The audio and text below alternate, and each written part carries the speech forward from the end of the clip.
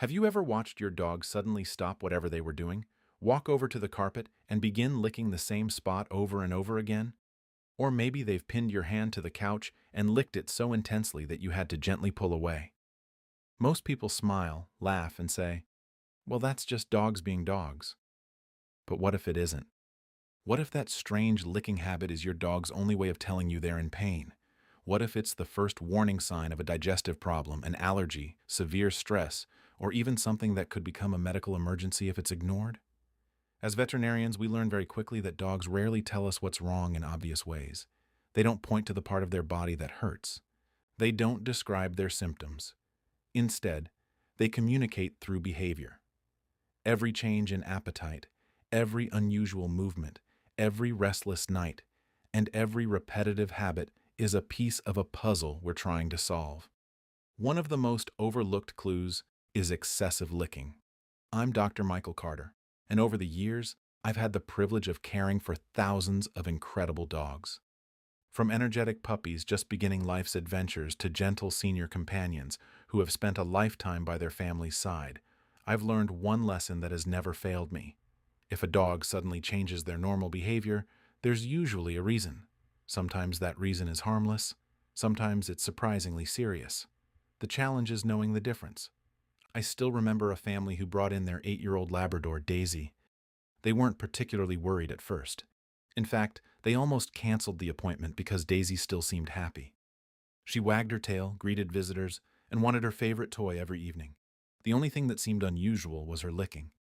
She had started licking the hardwood floor after dinner every single night. Then she moved on to licking the sofa cushions. Occasionally, she would lick the coffee table legs.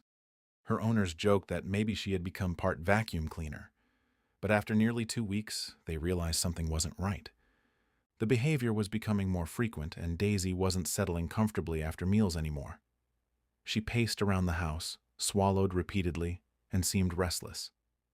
When we examined her and performed additional testing, we discovered she was dealing with significant inflammation affecting her digestive system. Thankfully, her family noticed the change early enough that we were able to begin treatment before the condition became much more serious. That appointment reinforced something I tell every pet owner. Never ignore a new behavior simply because your dog still looks happy. Dogs are remarkably resilient animals. Many continue wagging their tails and greeting their families even when they're uncomfortable. Their loyalty is extraordinary, but sometimes it makes recognizing illness much more difficult. That's why learning to understand their behavior is one of the greatest gifts you can give them. Now, before we go any further, I want to reassure you about something. Not every dog that licks is sick. In fact, licking is one of the most normal behaviors in the canine world. From the moment puppies are born, licking becomes part of how they experience life. A mother gently licks her newborn puppies to clean them, stimulate circulation, and strengthen the bond between them. As those puppies grow, they continue using licking as a form of communication with their littermates, and eventually with the humans they come to trust. When your dog gives your hand a few gentle licks after you've returned home from work, they're often expressing excitement, affection, or simply greeting someone they love. Some dogs enjoy the salty taste of our skin after we've exercised. Others lick while cuddling because it has become part of their routine for showing comfort and companionship. Those brief moments of licking are usually nothing to worry about. The concern begins when the behavior changes. Maybe your dog suddenly starts licking nonstop when they've never done it before. Maybe they wake up during the night to lick the carpet. Maybe they spend 15 or 20 minutes licking one spot on the couch, or perhaps they begin licking their own paws until the fur starts thinning. Those are the moments that deserve your attention. One of the biggest mistakes I see owners make is focusing only on the licking itself. Instead, I encourage you to become a detective. Ask yourself a few simple questions. When did this behavior start? Does it happen after meals? Only at night? During thunderstorms? When visitors come over? When the dog has been left alone? Has anything changed in their environment recently? Have they started eating a new food? Are they drinking more water than usual? Do they seem more tired? Have they vomited recently or had diarrhea? These details may seem unrelated, but together they tell an important story. As veterinarians, we're not simply treating symptoms, we're searching for patterns. Every clue brings us one step closer to understanding what your dog is trying to communicate. Think of excessive licking like the check engine light in your car. The light itself isn't the problem. It's simply telling you that something underneath the surface deserves attention. Sometimes it's a minor issue that's easily corrected.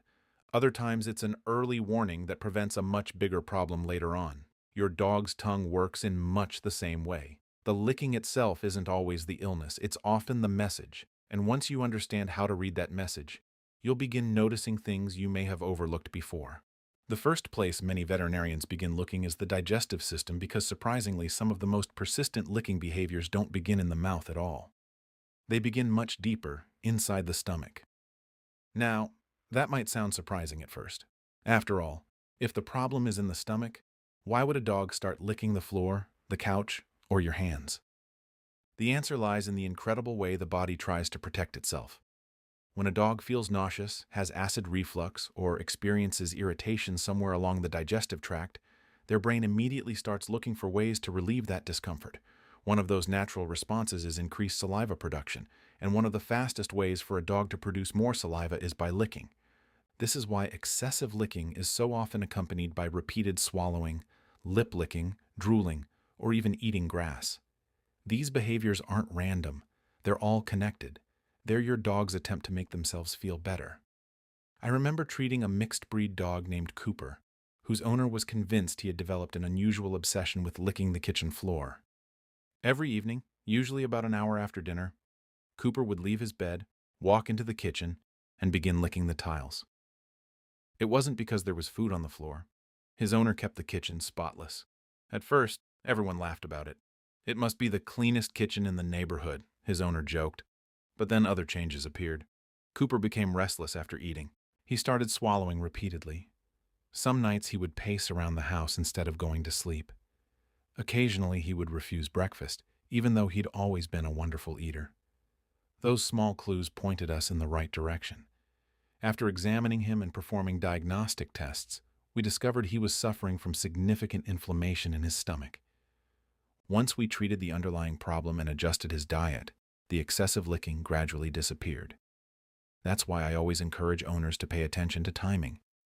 Does your dog lick more after meals? Does it happen late at night? Does it occur early in the morning before breakfast? Keeping track of when the behavior happens can provide valuable information for your veterinarian. The digestive system has its own rhythm, and recognizing patterns often helps us narrow down the list of possible causes. Sometimes the explanation is fairly straightforward. Perhaps your dog ate something rich that didn't agree with them. Maybe they got into the trash while no one was looking. Perhaps they swallowed too many treats during a family gathering. Most dogs are enthusiastic eaters, and let's be honest, they'll often sample things they absolutely shouldn't. But sometimes the problem runs deeper. Food sensitivities can gradually irritate the digestive tract over weeks or even months. Inflammatory bowel disease can make digestion uncomfortable. Pancreatitis may cause significant abdominal pain.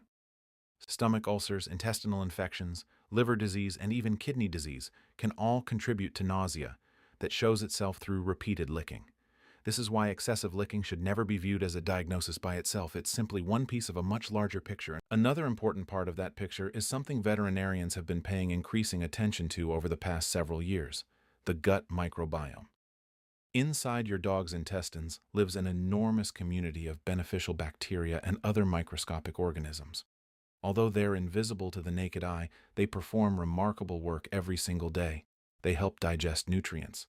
They produce important compounds that support overall health. They communicate with the immune system. They even influence the complex connection between the digestive system and the brain.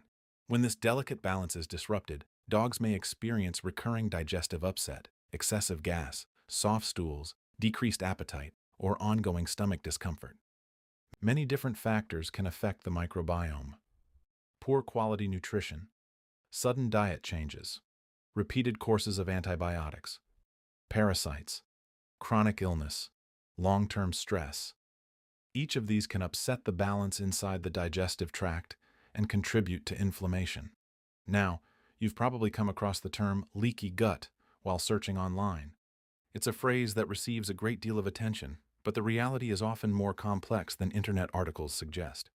Digestive diseases have many different causes, and rather than relying on a single label, veterinarians evaluate the entire patient. We consider their medical history, diet, physical examination, laboratory tests, and, when necessary, additional diagnostics to understand exactly what's happening. What's important for you to remember is this. If your dog is experiencing persistent digestive discomfort, excessive licking may be one of the earliest signs you notice at home. And because dogs are so good at hiding pain, those subtle behavioral changes can appear long before more obvious symptoms develop. That's why I recommend something very simple to every client whose dog has started showing unusual behaviors. Keep a journal. It doesn't have to be complicated. Write down what your dog eats each day. Record when the licking begins. Note whether it happens before meals, after meals, during the night, or after exercise. Write down any vomiting, diarrhea, changes in appetite, or unusual events around the house. You'd be amazed how often owners discover a pattern they hadn't noticed before. I've had clients walk into my exam room saying, "Dr. Carter, the licking seems completely random." Then we sit down together and look through their notes. Every episode occurred after a certain type of treat, or every episode happened on evenings when dinner was served later than usual. Or perhaps the licking always followed a stressful day filled with visitors. Those patterns become incredibly valuable clues. But here's where things become even more interesting. Not every dog that licks excessively has a stomach problem. In fact, some of the healthiest digestive systems I've ever examined belong to dogs that couldn't seem to stop licking. That's because sometimes the source of the behavior isn't found in the stomach at all. Sometimes it's found in the emotional world of the dog. And understanding that difference can completely change the way we help them. When I mention anxiety during an appointment, I sometimes see owners hesitate. They'll say, "But Dr. Carter, my dog has a wonderful life." And I believe them. Most of the families I meet love their dogs deeply. They provide good food, comfortable beds, regular veterinary care, and endless affection. But anxiety isn't a sign that you failed as a pet owner. It's a normal emotional response that can happen even in the most loving homes. Think about your own life for a moment. You can have a caring family, a comfortable home, and people who support you, yet still feel anxious before a major life event or after a frightening experience. Dogs aren't so different. They experience fear. They experience uncertainty. They experience excitement, frustration, loneliness, and stress. The difference is that they can't explain those feelings with words. Instead, they express them through behavior. One of the most common examples I see is during thunderstorm season. A dog that normally spends the evening peacefully sleeping on the couch suddenly begins pacing from room to room. Their ears stay pinned back. Their breathing becomes faster. They jump at every clap of thunder. Then, almost without realizing it, they begin licking their lips, your hands, the blanket beside them, or the edge of the sofa. They're not doing it because they're thirsty. They're trying to calm themselves. Licking is one of several natural self-soothing behaviors dogs use when they're overwhelmed. Along with yawning, shaking off when they're not wet, sniffing the ground, or seeking out a familiar person, repetitive licking can help reduce tension for a short period of time. The important phrase there is, for a short period of time. If the stressful event passes, the licking usually stops. But if the stress becomes part of everyday life, the behavior can become more frequent. I've seen it happen after families move into a new home, after a new baby joins the household, when another pet is introduced, when construction begins next door, when an owner returns to work after spending months at home. Even changes that seem small to us can feel enormous to a dog whose entire world depends on routine. I remember a German shepherd named Luna, whose owner couldn't understand why she had suddenly started licking her front paws every evening. We ruled out allergies. We ruled out infections. Her joints looked excellent. Her blood work was reassuring. Then, during our conversation, her owner casually mentioned something. "I started working nights about 6 weeks ago." That single sentence changed everything. For years, Luna had spent every evening with her owner. Suddenly, her schedule had completely changed. Although another family member was home, Luna's predictable routine had disappeared. She wasn't being stubborn. She wasn't misbehaving. She was struggling to adjust. We worked together on a plan that included gradually building a new evening routine, increasing mental enrichment during the day, providing food puzzles before the owner left for work, and creating a quiet resting area where Luna felt secure. Within a month, the licking had decreased dramatically. Nothing magical had happened. We simply identified the source of her stress and helped her adapt. Cases like Luna's remind me of one of the most important lessons in veterinary medicine. If you only treat the symptom, you may never solve the problem. Imagine placing a bucket under a leaking roof. The bucket catches the water, but the roof continues leaking. Eventually, the bucket overflows. That's exactly what happens when we focus only on stopping the licking instead of asking why it started. As veterinarians, we're always searching for the cause behind the behavior. Is it discomfort? Is it fear? Is it boredom? Is it pain? Or is it something else entirely? Sometimes, especially in highly intelligent breeds, boredom plays a much bigger role than owners realize. Dogs weren't designed to spend every day doing nothing. Many breeds were developed to herd livestock, retrieve game, track scents, guard property, or work alongside people for hours at a time. Their brains crave challenges. When those needs aren't met, they often create their own activities. Sometimes that activity is barking. Sometimes it's digging. Sometimes it's chewing furniture. And sometimes it's repetitive licking. I once treated an energetic young border collie named Finn who seemed determined to lick one particular corner of the living room every afternoon. His owner worried he had developed a neurological disease.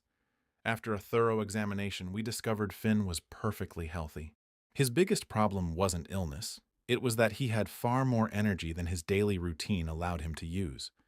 We increased his exercise, introduced scent search games around the house, added obedience training sessions, rotated puzzle feeders, and encouraged short periods of interactive play several times throughout the day. The transformation was remarkable. Within weeks, the excessive licking had almost disappeared. Finn hadn't needed medicine, he'd needed a job. That doesn't mean every dog with repetitive licking is simply bored. Far from it. The key is understanding that the same behavior can have many different causes, which is why guessing can be risky. There's one more condition I want every dog owner to be aware of, because although it's less common, it's something we take very seriously. Compulsive behavior. Just as people can develop repetitive habits that become difficult to control, dogs can occasionally develop compulsive behaviors that continue even after the original trigger is gone. These dogs may lick their paws, legs, or another area of their body for hours each day. Over time, the constant moisture and friction begin to damage the skin. The fur becomes stained. Then it starts falling out. The skin becomes red and inflamed. Eventually, painful sores or infections can develop, creating an even stronger urge to continue licking. By this point, the cycle can be difficult to break without professional help.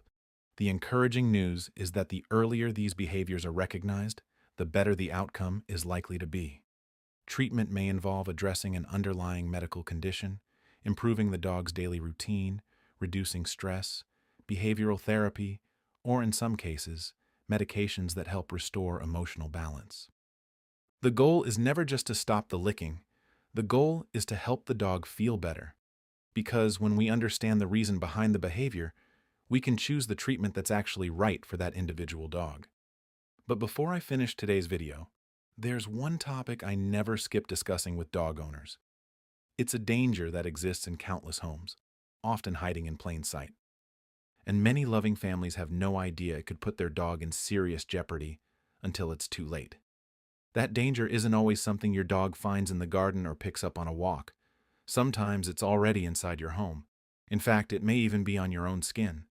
One of the questions I often ask owners is, does your dog ever lick your hands, arms, or legs? Almost everyone smiles and says, all the time. Then I ask a second question. Do you use any medicated creams, prescription ointments, pain relief gels, or hormone creams? That's usually when the room goes quiet. Many people don't realize that dogs don't just lick substances off the skin, they swallow them. And because dogs are much smaller than we are, even a relatively small amount of certain medications can have serious consequences. I'm not saying this to frighten you. I'm saying it because it's one of the easiest accidents to prevent. I've cared for dogs that became ill simply because they licked medication from their owner's skin. In many cases, the owner had no idea there was any risk. Certain prescription creams and topical medications can be harmful if ingested by pets. Some hormone-containing products can interfere with a dog's normal hormone balance. Some medicated creams formulated for skin conditions contain ingredients that may cause serious illness if swallowed. Even certain anti-inflammatory gels intended for sore muscles or aching joints can be dangerous to dogs. The safest approach is simple.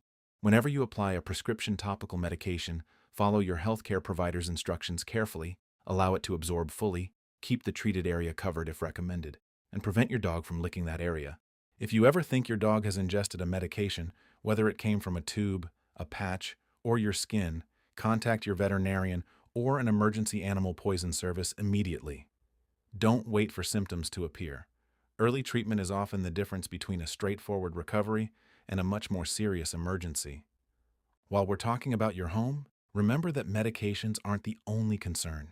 Cleaning products, essential oils, certain houseplants, chocolate, grapes, raisins, onions, xylitol-containing products, and many other everyday items can also make dogs extremely sick. Curious dogs explore the world with their noses and mouths, so keeping potentially harmful substances safely out of reach is one of the best gifts you can give them. Now let's talk about something every owner wants to know. What should you do if your dog suddenly starts licking excessively? The first step is surprisingly simple. Don't panic. One unusual episode doesn't automatically mean your dog has a serious illness. Dogs occasionally experience mild stomach upset, temporary stress, or simple curiosity. Instead of immediately assuming the worst, become an observer. Watch your dog's overall behavior. Are they bright and alert? Are they eating normally? Are they drinking water? Are they comfortable when they lie down? Or do they seem restless, uncomfortable, or unable to settle? Next, think about what has changed over the past few days. Did you introduce a new food? Did your dog get into the garbage? Has there been a major change in routine? Have visitors been staying in your home? Did your dog experience a frightening event like fireworks or a thunderstorm? These details matter because they help narrow down the list of possible causes. If your dog seems anxious, one of the most helpful things you can do is create a calm, predictable environment. Gentle exercise, interactive play, puzzle feeders, scent games, and consistent daily routines can all help reduce stress. Many dogs also benefit from safe chewing toys or veterinarian-approved lick mats filled with dog-safe foods such as plain pumpkin puree or plain yogurt, provided those foods are appropriate for your individual dog. These activities give dogs an appropriate outlet for natural licking behavior while also providing valuable mental stimulation. If you suspect your dog's stomach may be mildly upset, avoid experimenting with home remedies you found online. Every dog is different, and advice that works for one may not be appropriate for another. Instead, contact your veterinarian if the behavior continues, especially if it's accompanied by vomiting, diarrhea, loss of appetite, abdominal discomfort, or changes in energy level. Now, there are situations where I don't recommend waiting at all. If your dog is trying to vomit repeatedly but nothing comes up, if their abdomen suddenly becomes swollen or painful, if they're vomiting over and over, if you notice blood in the vomit or stool, if they collapse, become weak, seem disoriented, or have difficulty breathing, if they've swallowed a medication, chemical, or another potentially toxic substance, or if the excessive licking is accompanied by severe distress that doesn't improve, those situations deserve immediate veterinary attention. Trust your instincts. You know your dog better than anyone else. If something feels dramatically different, it's always better to make a phone call and discover everything is fine than to ignore a problem that needed prompt treatment. Throughout my career, one thing has amazed me over and over again. Dogs are incredibly forgiving. Even when they're uncomfortable, they'll still wag their tails. They'll still lean against you for affection. They'll still greet you at the door with excitement. That's one of the reasons we have to pay such close attention to the small changes they can't explain.